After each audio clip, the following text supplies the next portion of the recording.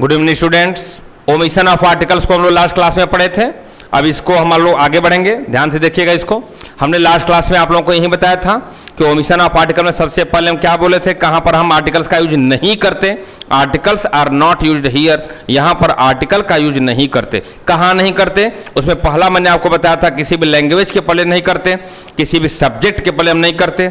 और मैंने ये भी बताया था कुछ ऐसे वर्ड होते हैं जिनके साथ यदि हम द का यूज कर दें तो वे प्लूरल नाउन में बदल जाते हैं, और इसका मैंने एग्जाम्पल भी आप लोगों को दिया था। क्लियर हो गया था? गुड। अब नेक्स्ट देखिएगा आगे क्या करता है। कहता है बेटा कि किसी भी दिन के नाम के पहले हम द का यूज नहीं करते। एक एक टॉपिक को पकड़िए बेटा, एकदम पूरे ग्रामर का एकदम पोस्टमार्टम कर देना, याद रखिएगा। किसी भी दिन के नाम के पहले हमको द का यूज नहीं करना बेटा। कैसे? जैसे बेटा हम कहते हैं कि द संडे, द संडे, क्या द का यूज होगा बेटा? नहीं। बेटा हम कहते हैं द मंडे, नहीं करेंगे बेटा हम लोग। लेकिन बेटा यदि कह दें कि यदि यही दिन यदि कोई खास दिन हो जाए, स्पेशल हो जाए, डेफिनेट हो जाए, और जब डेफिनेट होगा तो डेफिनेट आर्टिकल लेगा। कैसे? जैसे बेटा हम कहते हैं कि I like the Sunday that passed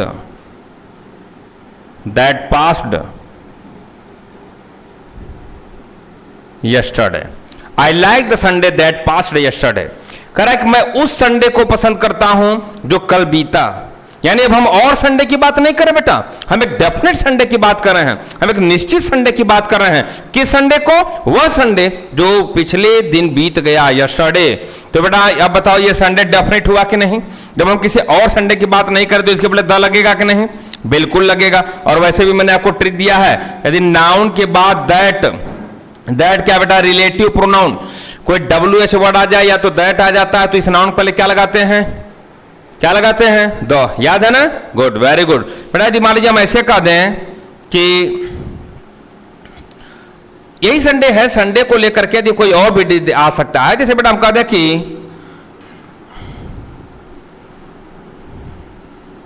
I have learned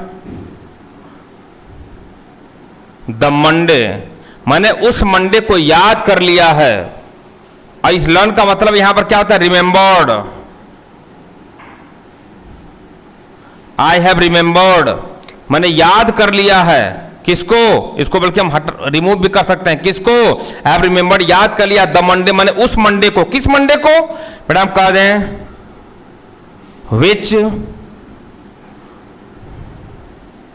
विच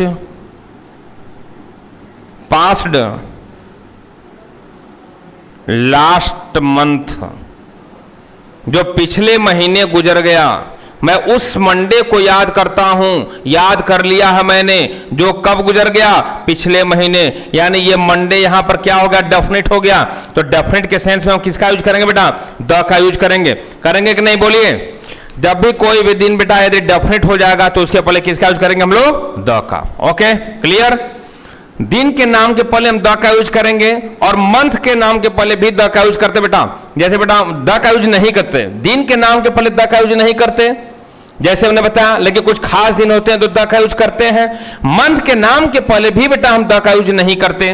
कैसे? जैसे बेटा हम कहते हैं जुलाई, क्या बेटा 10 जुलाई लिखेंगे? नहीं, रॉन्ग हो जाए बेटा। हम कहते बेटा मार्च, क्या द का यूज लिखेंगे बेटा? नहीं लिखेंगे। लेकिन वही बात, यदि यही मंथ का नाम यदि फिर डेफिनेट हो जाएगा तो हम द का यूज लिखेंगे। कैसे? बेटा हम कह दें कि I don't like the march, I don't like the march, माने मैं उस मार्च को पसंद नहीं करता। विच पास्ड लास्ट ईयर, कह रहा मैं उस मार्च को पसंद नहीं करता जो पिछले साल गुजर गया। बेटा अब ये मार्च, क्या हम और मार्च की बात कर रहे हैं? नहीं, हम उस मार्च की बात कर रहे हैं जो पिछले साल गुजर गया। तो ये मार्च यहां पर क्या हो गया? डेफिनेट हो गया। और जब डेफिनेट हो गया तो इसके पहले हम किस आर्टिकल का प्रयोग करेंगे? डेफिनेट आर्टिकल का प्रयोग करेंगे। और डेफिनेट आर्टिकल कौन होता है? द होता है। It's clear? Okay, good. Note कर लीजिएगा आप लोग इसको। डे हो गया, मंथ हो गया, फिर क्या कहता है बेटा, कहता किसी भी खेल के नाम के पहले, द नेम ऑफ स्पोर्ट्स और गेम्स, किसी भी खेल के नाम के पहले बेटा हमको द का यूज नहीं करना है। जैसे बेटा हम कह दें कि I play,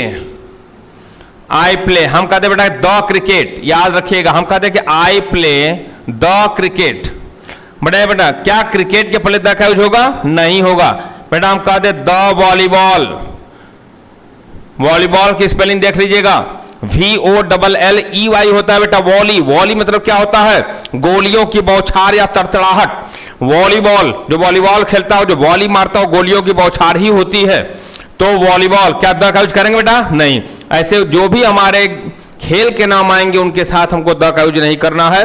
the is not use before the name of games और स्पोर्ट्स। Okay, clear? इसके साथ बेटा आता है जो भी हमारी जो हॉबीज होती है उनके साथ भी हमको द का यूज नहीं करना है। हमारी हॉबीज कौन होती है? जैसे बेटा हम कह दें I like the teaching, I like the teaching. अब बताइए टीचिंग क्या है बेटा? मेरी हॉबी है, क्या द का यूज करेंगे? नहीं। बेटा हम कह दें द गार्डनिंग, बगीचे लगाना, पेड़ लगाना मेरी हॉबी है, क्या द का यूज करेंगे? नहीं करेंगे। इनके साथ भी बेटा हम द का यूज नहीं करते हैं। नोट कर लीजिएगा इसको, किसी भी खेल के नाम के साथ द का यूज हम नहीं करते हैं। कोई हॉबी होती है बेटा तो हॉबी के पहले भी हम द का यूज नहीं करते। एकदम सिंपल वे में समझिए बेटा, स्टेप बाय स्टेप पूरे ग्रामर को समझ जाना है। मैंने बोला ना कि पूरे ग्रामर के अंदर पोस्टमार्टम कर देना। यहाँ पे एक भी क्वेश्चन कभी आपको डिस्टर्ब ना करे, याद रखिएगा।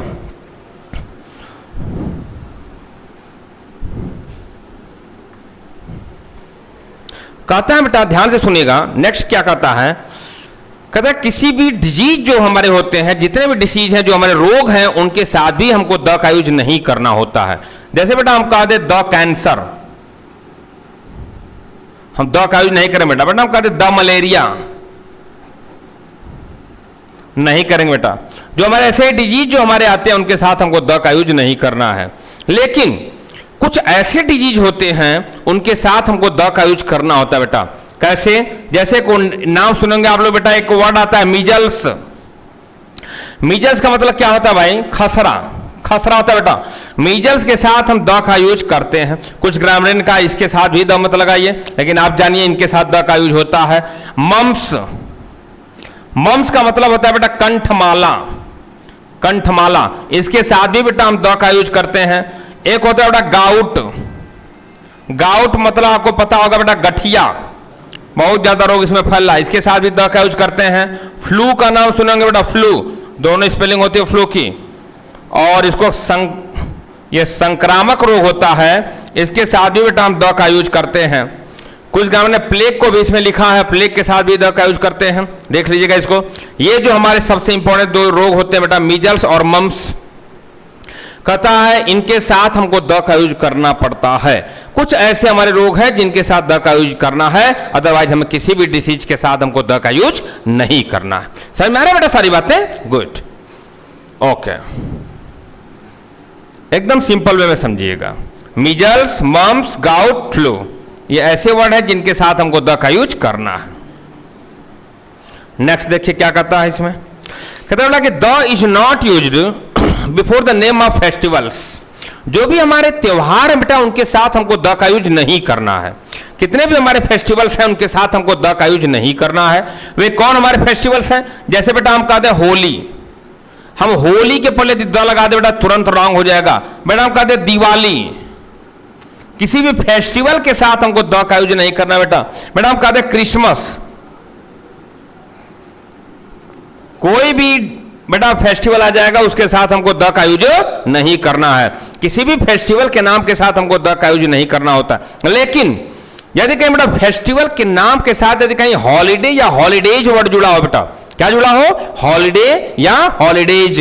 कभी कभी तो एनडीए के पेपर में वैकेशन भी दे दिया बेटा, जैसे दे दे बेटा होली हॉलीडेज, होली की छुट्टियां, तब बेटा तुरंत हमको द का यूज करना पड़ेगा बेटा, याद रखिएगा। यदि कहीं होली के साथ हॉलीडेज आ गया तुरंत द लग जाएगा बेटा। दिवाली हॉलीडेज तुरंत द लग जाएगा बेटा। क्रिसमस हॉलीडे तुरंत द लग जाएगा बेटा, याद रखिएगा। और यदि कभी कभी आपको फंसाने के लिए जानता है कि ग्रामर में हॉलीडे लिखा है, टीचर हॉलीडे पढ़ाते हैं, बच्चा हॉलीडे को रटा है, तुरंत उसने एनडीए के पेपर में क्वेश्चन पूछ दिया था, वैकेशन लिख दिया था। वैकेशन, होली वैकेशंस, होली की छुट्टियां। अब बताइए बेटा क्या होगा, लगेगा कि नहीं? बिल्कुल लगेगा बेटा, याद रखिएगा। इनके साथ हॉलीडे हॉलीडे लगा हो या वैकेशंस लगा हो, इन सब के साथ हमको किसका यूज करना बेटा? द का यूज करना। मतलब फेस्टिवल के नाम के साथ हम द का यूज नहीं करेंगे, लेकिन यदि कहीं फेस्टिवल के नाम के साथ हॉलीडे शब्द जुड़ा हो बेटा, हॉलीडेज शब्द जुड़ा हो बेटा, या वैकेशन जुड़ा हो बेटा, तब इनके साथ हमको द का यूज करना है। इट्स ओके, क्लियर, समझ आ रहा है सबको? गुड। सीजन का नाम आता है बेटा इसके साथ। कहता है कि किसी भी सीजन के नाम के साथ हम द का यूज नहीं करते। कोई भी सीजन आ जाए बेटा, जैसे हम कह दें कि द समर, नहीं करेंगे बेटा। हम कहते द विंटर, नहीं करेंगे बेटा। हम कहते द ऑटम, नाम सुने होंगे आप लोग, पतझड़ का मौसम होता है, और एक होता है स्प्रिंग सीजन, रेनी सीजन भी होता है। ये सब हमारे क्या है? सीजन के नेम है। कहते the is not use before the name of seasons.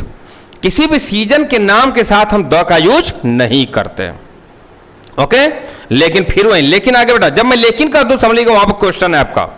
लेकिन यदि कहीं मतलब कि सीजन के नाम के साथ यदि सीजन वर्ड भी जुड़ा हो बेटा, but if the name of season with the name of season, if the season word is also added, यदि सीजन का नाम भी जुड़ा बेटा, तब हम इनके साथ द का यूज करते हैं। कैसे बेटा? यदि हम कहते हैं कि द समर सीजन, अब बताइए द लगेगा कि नहीं? बिल्कुल लगेगा। विंटर सीजन बिल्कुल लगेगा। ऑटम सीजन बिल्कुल लगेगा। स्प्रिंग सीजन लगेगा। Okay, clear? अच्छा, मान लीजिए बेटा यदि यहां पर भी वो कंडीशन दे दे, वो आपको यदि चेक करना चाहे, वो लिख दे समर वैकेशन, बताइए क्या होगा? लगेगा। विंटर वैकेशन लगेगा। ऑटम वैकेशन लगेगा। रेनी वैकेशन लगेगा। आगे समझ में? यदि इनके साथ सीजन ना दे करके यदि बेटा वैकेशन दे देगा, तब भी हमको द का यूज करना है।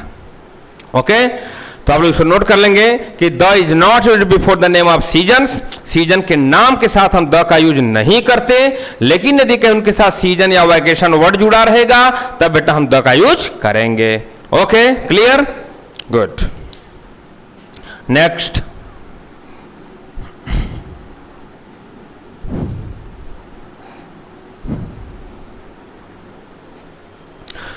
ओमिशन ऑफ आर्टिकल्स यही कहता है कि आर्टिकल्स को हटाइए।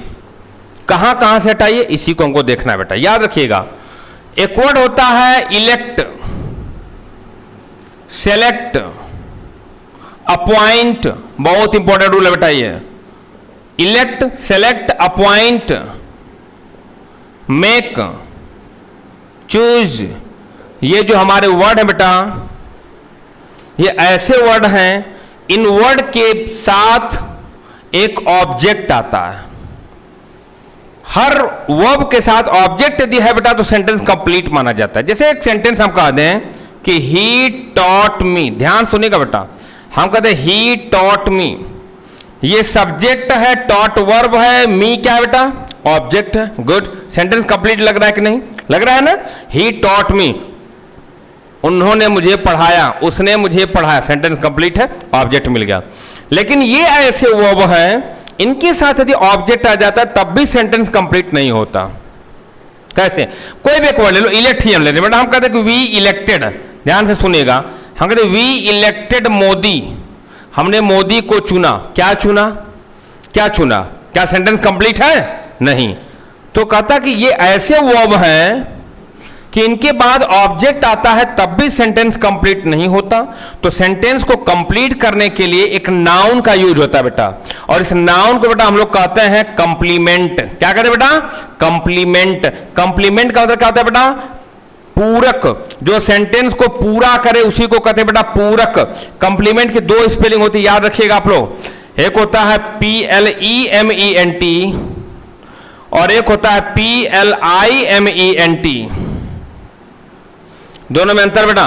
ई का मतलब जहां ई लग जाए इसका मतलब होता है बेटा पूरक, जो पूरा करे, और आई का मतलब होता है बेटा प्रशंसा, जो प्रशंसा करे। याद रखिएगा, कंप्लीमेंट ई लगता है तो पूरक होता है और आई लगता है तो प्रशंसा होता है।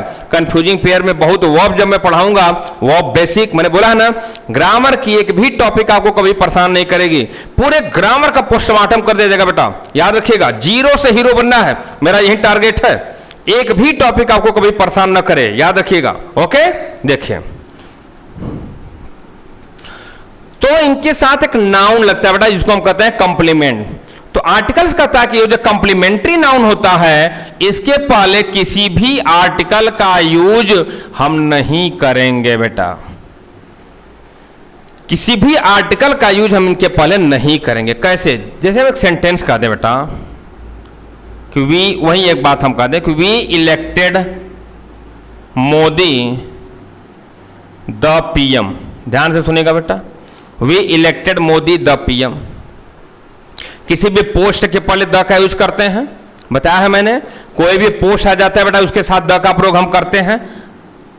नहीं लिखे तो इसको नोट कर लीजिएगा, जैसे the PM, the CM, the DM, the inspector, the SP, the DSP, the DM, the SDM, जो भी पोस्ट होते, द टीचर, जो भी पोस्ट होते, द प्रिंसिपल, इन सारे पोस्ट के पहले हमको किसका यूज करना होता है बेटा? द का यूज करना है। Okay, clear? तो आप कहोगे सर आपने तो अभी बताया है कि किसी भी पोस्ट के पहले द का यूज करते हैं। पोस्ट ही नहीं बेटा, यदि कोई ऑर्गेनाइजेशन, इसको भी नोट कर लीजिएगा आप लोग, यदि कोई ऑर्गेनाइजेशन आ जाती है, कोई संस्था आ जाती है, तब भी हमको द का यूज करना होता है। याद रखिएगा, कोई भी पोस्ट हो, कोई भी संस्था हो। संस्था कैसे? जैसे संस्था बेटा हम इसको ऐसे कह दें कि द यूनिसेफ, ये 2016 का क्वेश्चन है आपका। द यूनिसेफ ये क्या है? ऑर्गेनाइजेशन है। किसका यूज करेंगे? द। बेटा हम कह दें, ये सब नोट कर लीजिएगा आप लोग, बहुत इंपॉर्टेंट टॉपिक है, सब क्वेश्चंस हैं। मैं क्वेश्चन पेपर कराऊंगा, 300 को और डिटेल समझाऊंगा वहां पे, देखिएगा ध्यान से। द यूनिसेफ, और वहां पूछूंगा भी आप लोगों से। द यूनिसेफ बेटा आप लोग सुने होंगे, WTO का नाम सुने होंगे, द WTO। इस समय तो WHO का नाम सब लोग सुने होंगे, कोरोना पैंडेमिक चल रहा है तो द WHO। ये सब जो भी हमारे जो ऑर्गेनाइजेशन है, इन ऑर्गेनाइजेशन के पहले भी हम किसका यूज करते हैं बेटा? द का यूज करते हैं। सब नोट कर लीजिएगा, the UNICEF, the WTO, the WHO। Okay, अच्छा क्या इनसे जुड़े हुए और वर्ड होते? देखिए इसको अभी थोड़ा सा 1 मिनट के लिए रोक दीजिए और देखिएगा नीचे, और जो वर्ड होते हैं जिनके साथ क्लब लगा बेटा, ये क्लब जो है ये भी संस्था दिखाता है, और क्लब के साथ साथ कभी यूनाइटेड वर्ड भी आ जाता है बेटा, तब भी हम द का यूज करते हैं। ये जो हमारे किंगडम वर्ड का नाम सुने होंगे आप लोग बेटा, किंगडम वर्ड आ जाता है तब भी हम द का यूज करते हैं। जैसे बेटा हम कहते हैं the Lions club, the Lions club नाम सुने होंगे आप लोग। जब दुर्गा पूजा होता है तो बहुत से क्लब उस समय प्रकट हो जाते हैं चंदा लेने के लिए, तो हम इसको कह सकते हैं द लायंस क्लब। उसी समय लोग नाम भी सुनते हैं, ये क्लब, वो क्लब, ऐसे क्लब, वैसे क्लब, तो द लायंस क्लब। तो बेटा क्या हो जाएगा? The Lions club. अब ये क्लब आ गया तो किसका यूज हमने कर दिया? द। बेटा हम कहते द यूनाइटेड,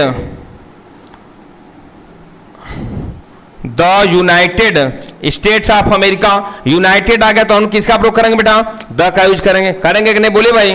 गुड। वैसे बेटा आ जाता है हमारा, ये सारे वर्ड होते हैं। अब हम बता रहे थे कि we elected Modi the PM. आप कहोगे सर पीएम के पहले द का यूज होता है तो बिल्कुल लगाएंगे। नहीं बेटा, क्यों नहीं लगाएंगे? क्योंकि वर्ब कौन आ गया? इलेक्ट।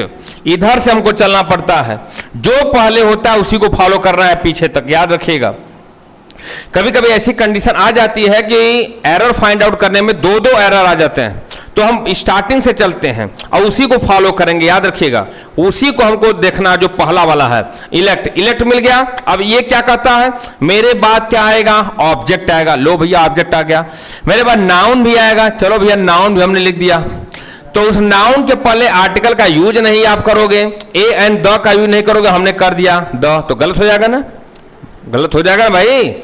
समझ आ गया? गुड। यदि बेटा इसी सेंटेंस को हम ऐसे कह दें, we elected Modi the PM of India. ध्यान सुनिएगा, कैसे कैसे आपके एग्जाम में फंसा रहा है बेटा।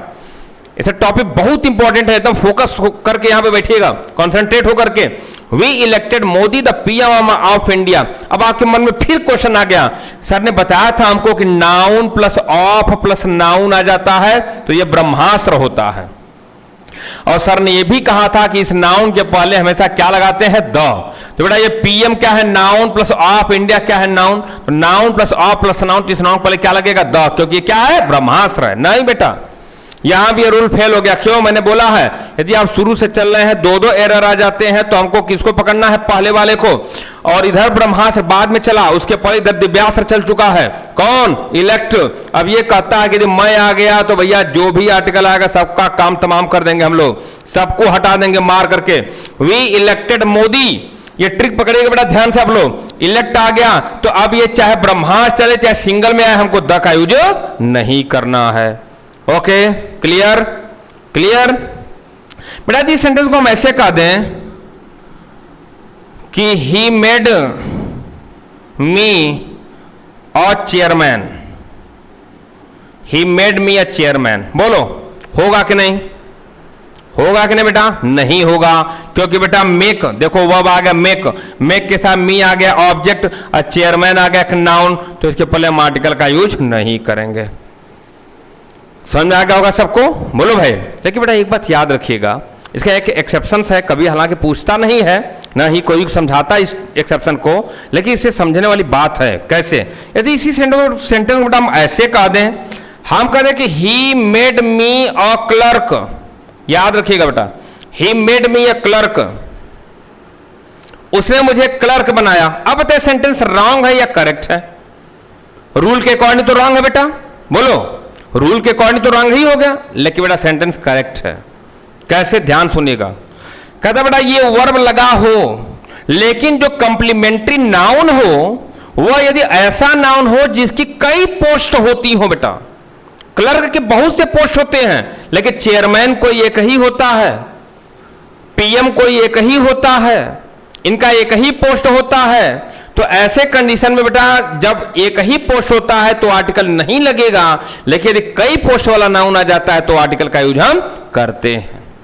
क्लियर हो गया। अच्छा मान लो इसको हम ऐसे कह दें, ही मेड मी, तो यहां तो सही है, इसको ऐसे कहते हैं he made me a king, he made me a king. अब बताओ इसमें क्या होगा, आर्टिकल लगेगा कि नहीं लगेगा, बताओ बेटा, नहीं लगेगा। वेरी गुड, क्योंकि किंग का पोस्ट कितना होता है, एक ही होता है बेटा, तो क्या आर्टिकल लगेगा, नहीं लगेगा। ओके, क्लियर, समझ में आ रहा है सबको, गुड, वेरी गुड। ये बहुत इंपॉर्टेंट टॉपिक है, इसको आप लोग नोट कर लीजिएगा अपने, पॉज करके वीडियो को बढ़िया से, और इसका रिवीजन करते रहेगा। हालांकि क्वेश्चन जब मैं सॉल्व कराऊंगा तो सारे क्वेश्चंस आएंगे, और आपके एसएससी के टीयर 2 तक के कभी भी कोई प्रॉब्लम नहीं होने दिया जाएगा, याद रखिएगा। चाहे बैंक का एग्जाम हो, एसएससी का एग्जाम हो, कोई भी कॉम्पिटेटिव एग्जाम्स हो, यदि इंग्लिश के क्वेश्चंस हैं तो कभी भी आपको परेशान नहीं करेंगे। बाकी के रेस्ट जो है बेटा वो नेक्स्ट क्लास में चलेंगे, और आज के लिए इतना ही। Okay, thank you.